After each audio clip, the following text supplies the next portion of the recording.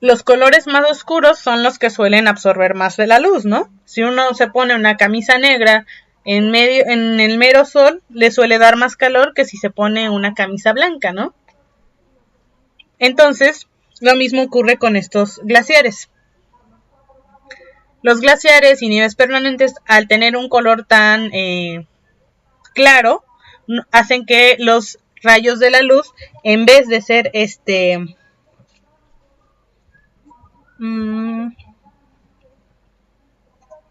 que los rayos del sol,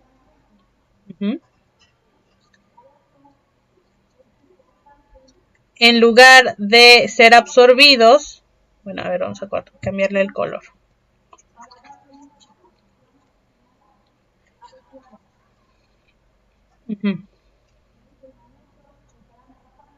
Entonces, los rayos de luz, en vez de ser todos absorbidos por la Tierra, rebotan al encontrarse con colores tan claros como el blanco, ¿no? Y entonces ya no queda tanto calor dentro de la atmósfera. Pero si esta superficie blanca se disminuye, es decir,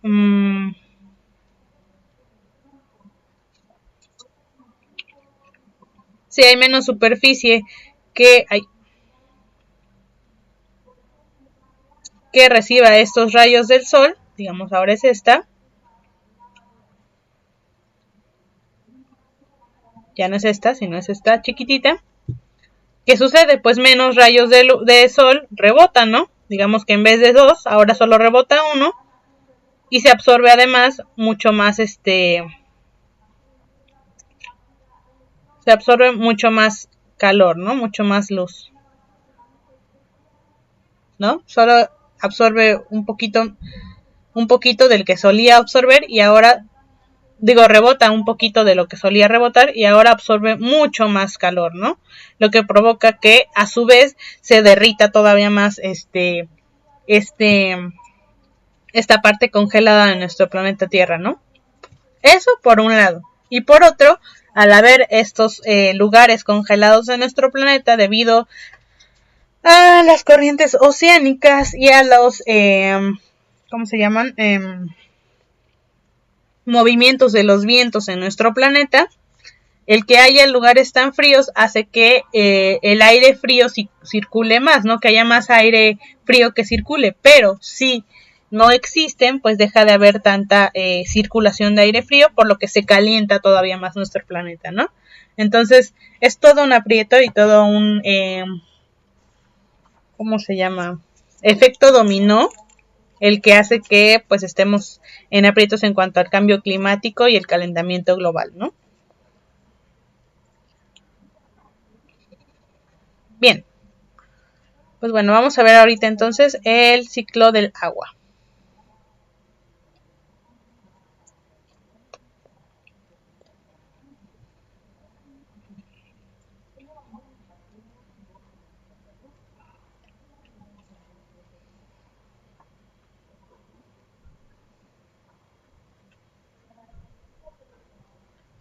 A ver, ¿hasta aquí usted tiene alguna pregunta?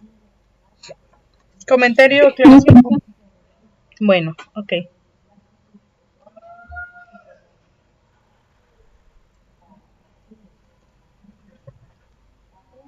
A ver, un segundito.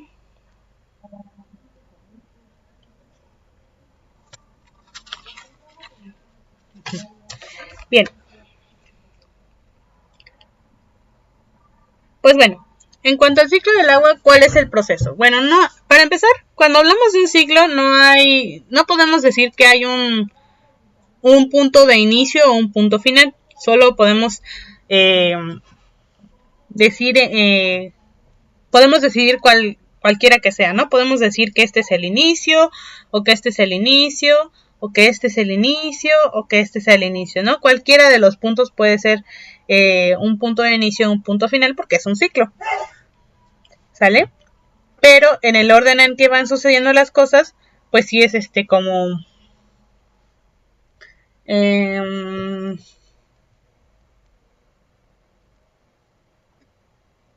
digamos que no tan fácil, puede ocurrir, no sé, que de la evaporación del vapor de agua pase a congelarse automáticamente, o de la congelación al vapor. Sí puede ocurrir, pero no es tan común que como que del vapor de agua pase a el líquido, como por ejemplo la precipitación, y de la precipitación pase a la congelación, y de la congelación pase, por ejemplo, a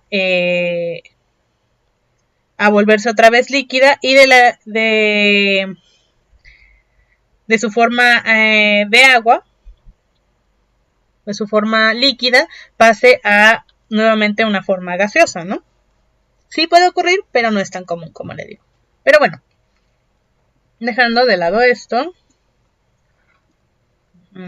empecemos, digamos, por aquí, ¿no? Por el agua de los océanos.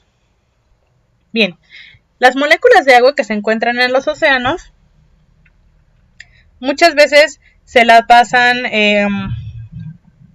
como sabemos, el océano tiene un montón de moléculas, ¿no? Sabemos que los átomos, las moléculas son súper pequeñas, ni siquiera las podemos ver. Hace falta un microscopio electrónico muy potente para poder ver un átomo y una molécula. Pero bueno, dejando de lado de eso, podemos saber entonces que hay muchísimas moléculas, muchísimos átomos, formando moléculas de agua en nuestro océano, ¿no? Entonces, en la parte de arriba de los océanos, al momento de que se calienta, gracias muchas veces a la acción del sol,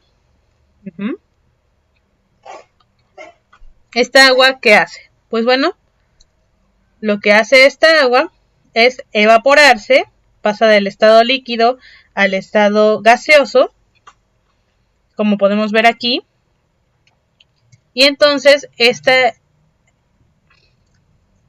moléculas de agua en estado gaseoso van a pasar por la atmósfera hasta el punto, y van a moverse hasta el punto en el que se van a solidificar, se van a enfriar, y entonces se convierte en condensación, ¿sale? Después, esta condensación, una vez que ya es suficientemente densa, por decirlo así, lo suficientemente fría, pasa a ser una precipitación, ¿sale?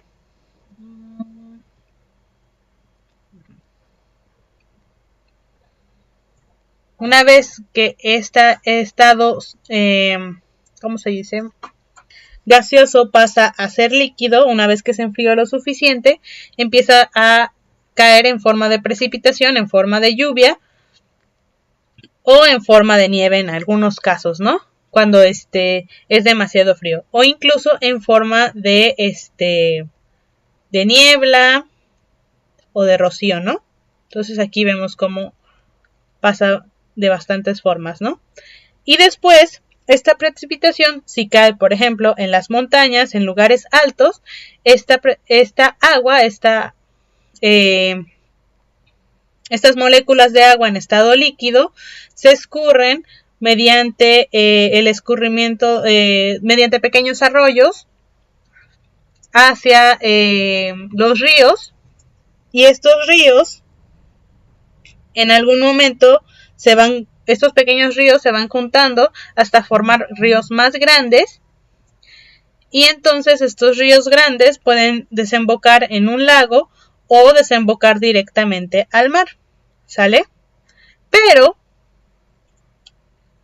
esta agua puede que no se quede, a pesar de que muchas de las moléculas vayan a los lagos o vayan directamente al mar, no todas van a llegar hasta ahí. Muchas veces el sol pues no solo pega en el océano, ¿no?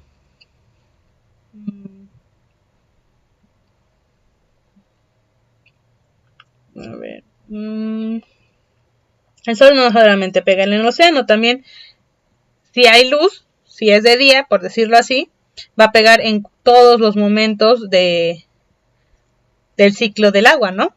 Entonces, ¿qué va a pasar? Pues mientras esto ocurre, mientras la mayor parte del agua va fluyendo hacia abajo, también mucha parte del agua, muchas de las moléculas se van a evaporar nuevamente para volver a la atmósfera y después condensarse y volver a llover, ¿no? Ya sea en el mismo lugar o en otro lugar más lejano, ¿no?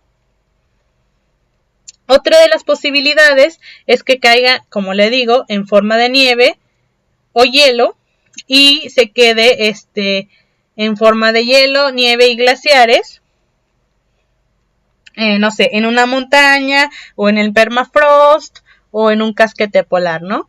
Como suelo congelado. O puede que se quede en una montaña, en un casquete o en algún lugar en donde suele nevar o donde suele helar hasta que llegue una temporada en donde el sol pegue lo suficientemente fuerte, ¿cómo se dice? Tenga la suficiente, el clima de la oportunidad a que el sol tenga la suficiente influencia como para que esta nieve, esta agua se derrita y vuelva nuevamente a los escurrimientos de los ríos y después se vuelve a evaporar, ya sea durante su paso en el río o en un lago o en el océano, ¿no?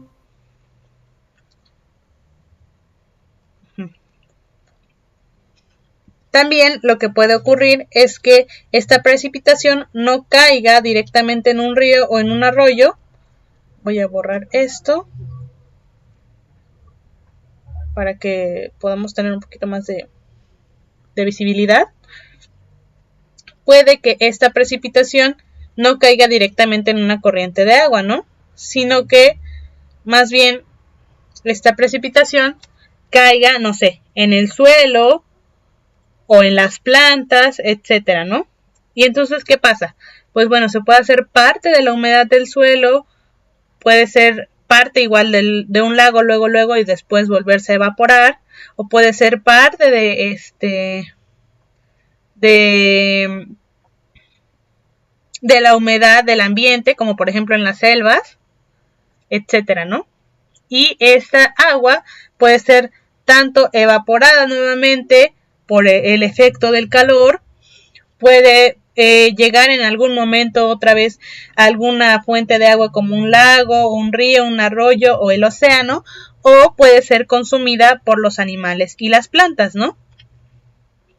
Igual, si está en un lago, un arroyo o el océano, dependiendo del animal o la planta, puede ser consumido por los animales o las plantas y después estos animales o plantas al momento de transpirar, al momento de respirar, al momento de hacer sus desechos, llámese excremento u orina, al momento de cualquiera de sus funciones vitales, esta agua puede regresar nuevamente al ambiente en forma de vapor o líquido y seguir en el ciclo, ¿no? O pasa de un animal a otro mediante la red trófica, ¿no? Hasta el momento en que ya el último animal que consumió no fue consumido, se muere y entonces parte de esa agua pues se va evaporando, se deseca y entonces finalmente vuelve a la atmósfera, ¿no? Otra de las opciones que hay durante este ciclo del agua, ¿cuál es? Es que al momento de la precipitación o en algún momento en el que haya llegado al suelo el agua, ya sea por medio de las plantas o los animales, un escurrimiento o la pura humedad del suelo, esta agua se infiltre dentro del suelo. A ver, vamos a escoger otro color. Okay. Se infiltre dentro del suelo. A ver, un momentito para que se note bien. Entonces se infiltre dentro del suelo. Y entonces, ¿qué pasa? Puede haber varias opciones, ¿no?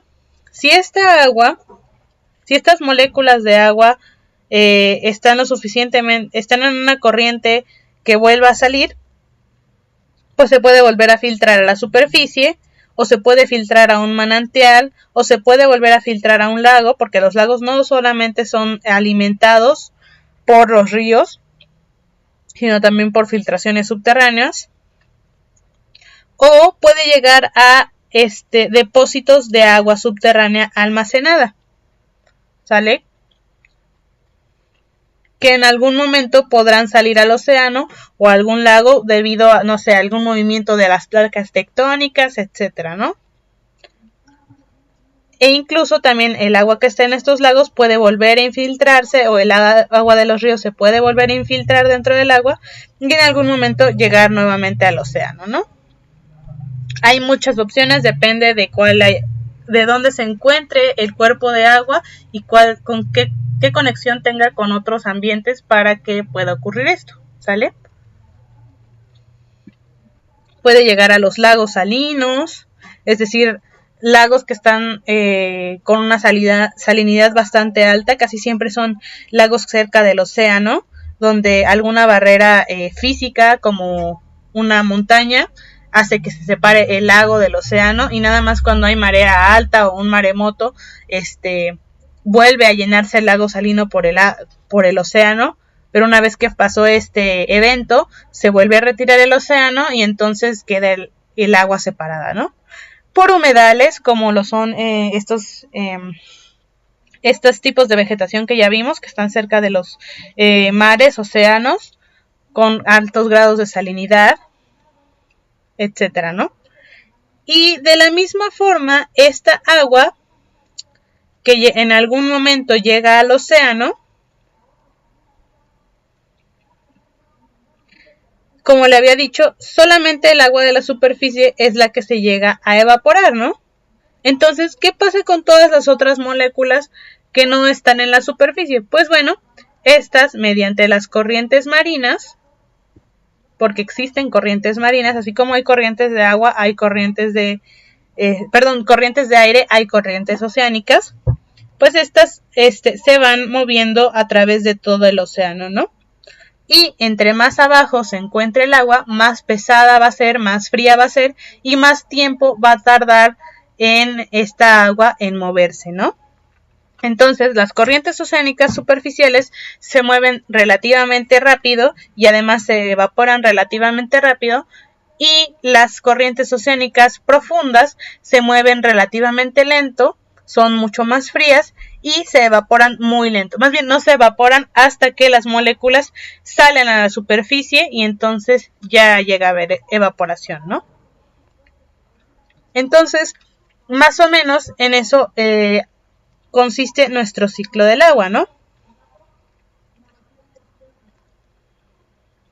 Bien, entonces aquí podemos ver algunas palabras clave, ¿no?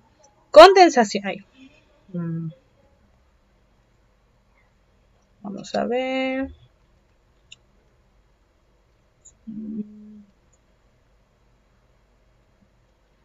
Condensación, evaporación, precipitación,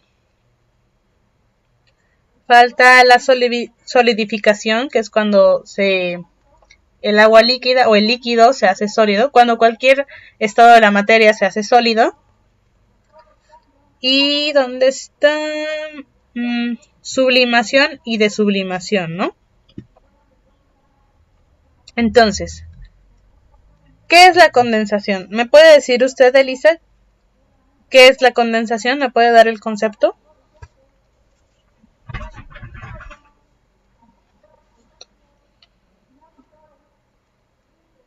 Es cuando el agua ya está formado como nube. Cuando el vapor de agua pasa a se enfría y vuelve a estar en parte líquido, en parte gaseoso, ¿no? Exacto. ¿Qué es la evaporación?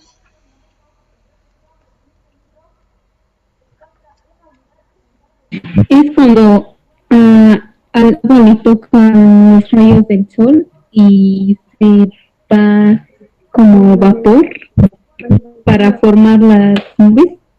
Exacto. Sí, la evaporación es de cualquier, no solo del agua, sino de cualquier elemento, es cuando el estado líquido se calienta lo suficiente como para que pase al estado sólido, ¿no? ¿Y la precipitación qué es? Es cuando ya baja en forma de lluvia. Cuando el estado gaseoso baja en forma de estado líquido, ¿no? Aunque, pues bueno. ¿Y qué es la sublimación? ¿Usted se acuerda?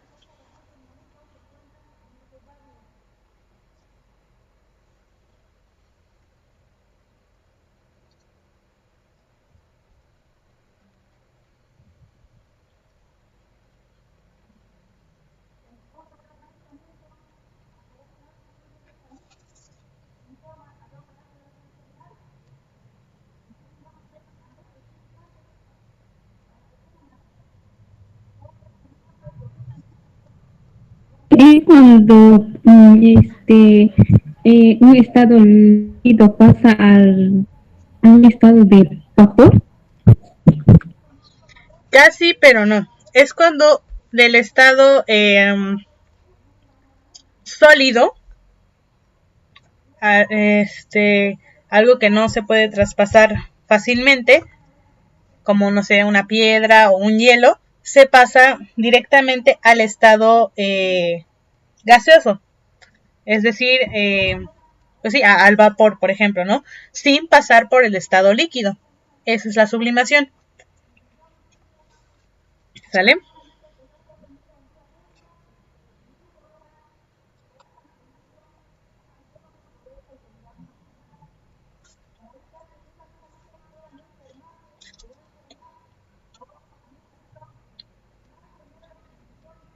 Y la desublimación, a ver si se acuerda cómo se llama también,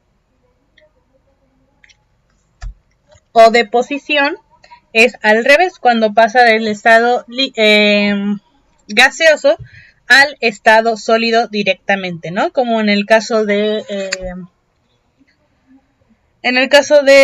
cuando empieza a nevar o cuando empieza a granizar, ¿no? En lugar de llover. ¿Sale? Y le digo, estos casos sí se pueden dar, pero no son tan comunes como el estado en el caso de la precipitación o la evaporación, ¿no? Sí ocurren, pero no tanto, ¿sale? Bien, entonces repasamos finalmente que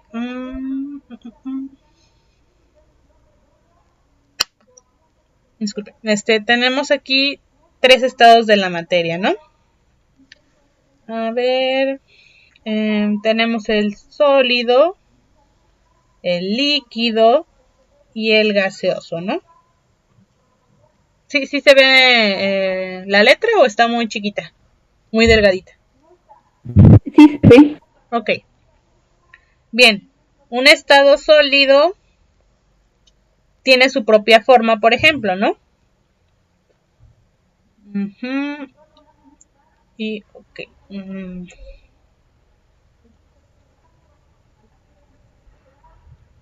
Ok, vamos a ver. ¿Cuáles son las características del estado sólido? Como le decía, es cuando, para empezar, un momentito, espéreme un momentito, disculpe por su paciencia. Entonces, en el estado sólido, ¿cuáles son las características? Bueno, la primera, vamos a acercarnos un poquito, es que las cosas en estado sólido mantienen su propia forma, ¿no? A menos de que haya una fuerza externa que las mueva, ¿no? Por ejemplo, un poco de plastilina, no sé, una caja, nosotros mismos, es decir, nuestra mano, nuestro brazo, nuestro cuerpo en general, ¿no? Una maceta, una planta o un hielo, ¿no? Eso por un lado. Si nada más, sin ninguna otra fuerza exterior, pues nosotros vamos a seguir de nuestra misma forma, ¿no? Pero, por ejemplo, si hay una fuerza exterior, un golpe o lo que sea, pues sí nos podemos deformar, ¿no? Pero sin esa fuerza exterior, seguimos de la misma forma. Además de que las moléculas que se encuentran aquí están súper juntas, ¿no? Unas y otras. Imaginemos que estamos viendo en un microscopio este cubo de hielo, que está en estado obviamente sólido, si es un cubo de hielo. Y aquí, entre ellas, al tener estar a bajas temperaturas, a una temperatura lo suficientemente baja, dependiendo del tipo de molécula, todas estos átomos, estas moléculas están sumamente juntas, ¿no? Entonces, esto es lo que pasa cuando está en estado sólido. ¿Qué pasa cuando está en estado líquido? Pues bueno, cuando algo está en estado líquido, para empezar, necesita a fuerzas, más bien, las cosas en estado líquido toman la forma de su recipiente, ¿sale? Como el agua, como ¿qué otra cosa líquida conoce? Pues el alcohol también. ¿Qué más? La sangre que se mantiene en el recipiente que somos nosotros, por ejemplo, nuestras venas, nuestras arterias. El límite es pues nuestra piel, por decirlo así. ¿Qué más? ¿Qué más? La lava se mantiene, no sé, en un cuerpo volcánico, etcétera, ¿no? Entonces, y digamos, este es un vasito, ¿no? Lo que está de color negro es un vaso. Si esta agua y esto de color azul es el agua. Si esta agua la vaciamos del vaso a un vaso,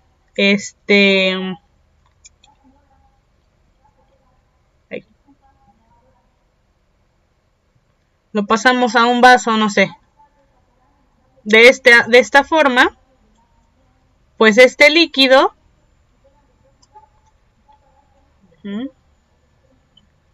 si lo pasamos a este vaso, este líquido que se encuentra aquí, ¿qué va a pasar? Pues se va a deformar, ¿no? Dependiendo del recipiente que tenga.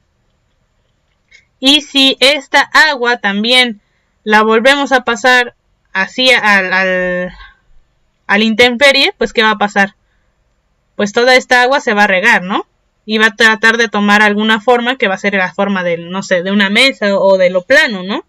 Entonces, es una de las características del líquido, que toma la forma del recipiente en el que se encuentra.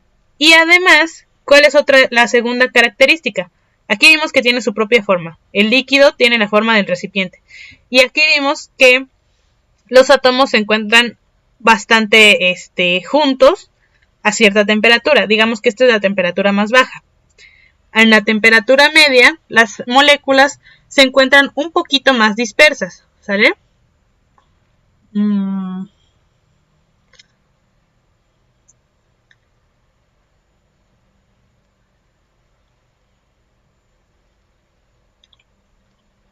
Vamos a poner un ejemplo, ¿no?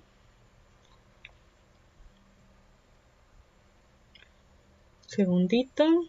Ahorita le explico, ¿no? Obviamente este es un ejemplo mal dibujado, etcétera, pero es para que se entienda rápidamente, ¿no? A falta de pizarrón, pues lo vamos a poner aquí.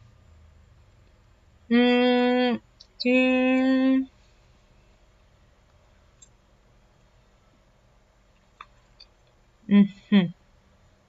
Bien, digamos que en este caso, cada parte que tiene un puntito, a ver,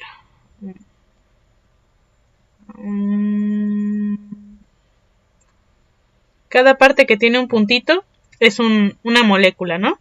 Y si vemos, todos están bien juntitas, no hay ningún espacio o hay un espacio muy pequeño entre cada molécula, ¿no? Digamos que todas tienen un puntito. Pero en el caso del agua, si lo vemos de manera microscópica, hay cierto espacio entre cada molécula, ¿sale? No todas están tan estrechamente juntas. ¿Sale?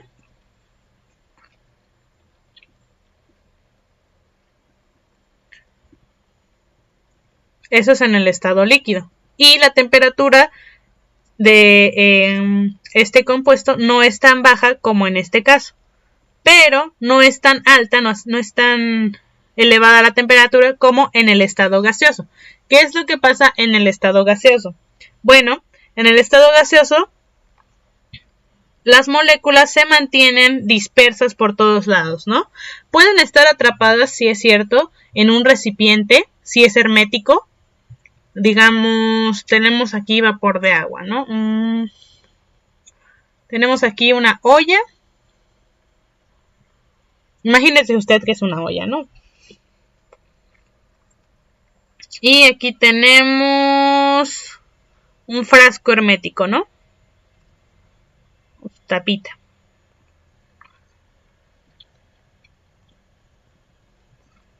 En esta olla, digamos, en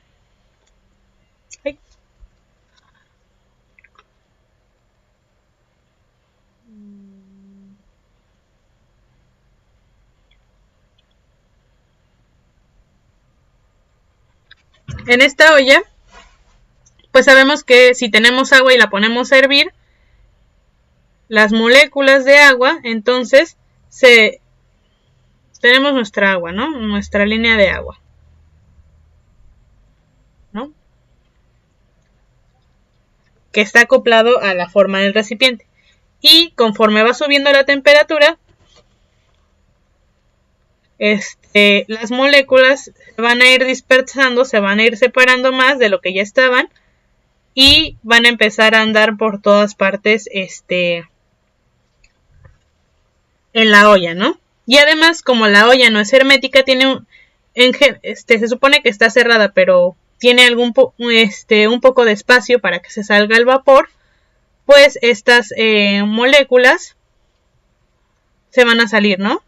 Unas cuantitas. Por eso vemos vapor de agua salir de las ollas, ¿no?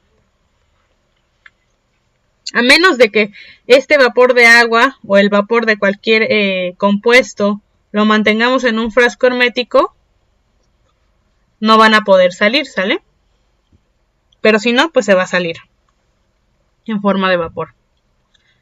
Y además, como ve aquí, las moléculas de agua están mucho más separadas. Entonces, la diferencia entre estos tres estados es que uno, el sólido tiene su propia forma, el líquido toma la forma de su recipiente y el gaseoso puede tomar la forma de un recipiente, pero se encuentran dispersas, ¿no?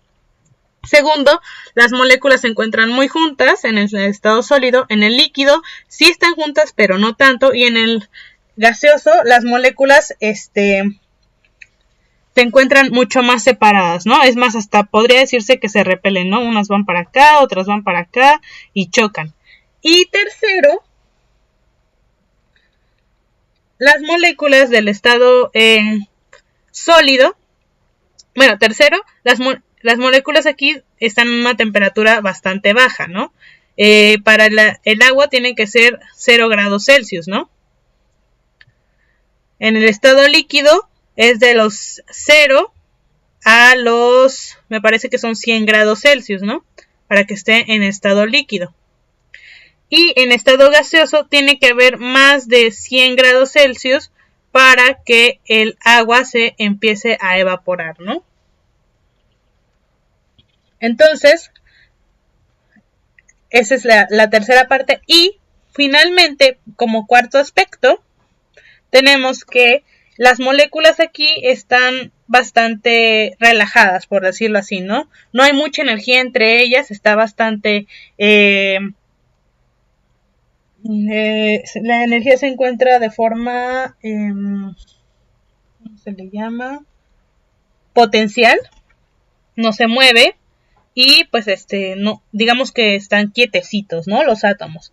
En el estado líquido, las moléculas ya tienen un poquito de más energía porque hay más temperatura.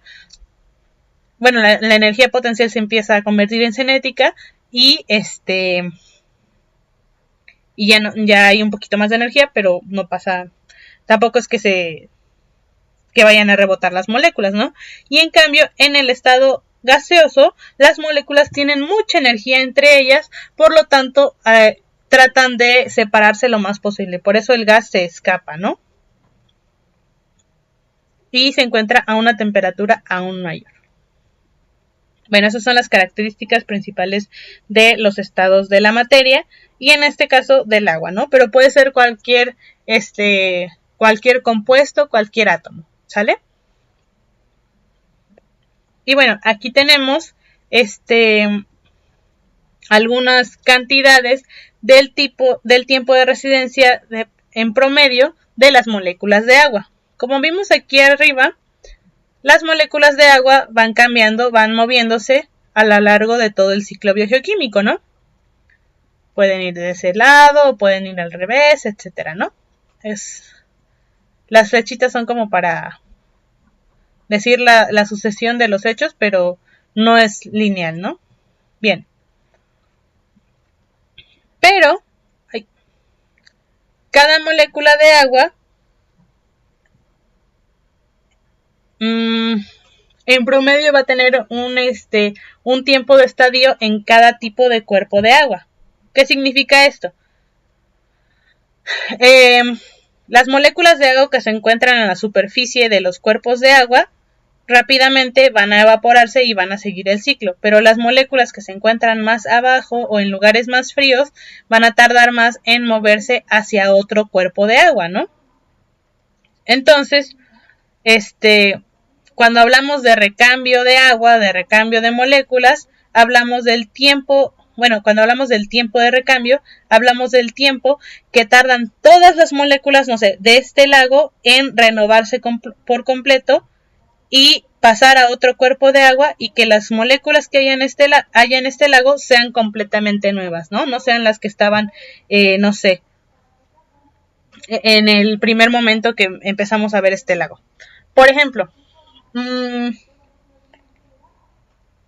la tasa de recambio o el tiempo de recambio de un vaso de agua sería cuánto tiempo tardan todas las moléculas de ese vaso en evaporarse y en que volvamos a vertir nueva agua en ese vaso, ¿sale? Por decirlo de alguna manera.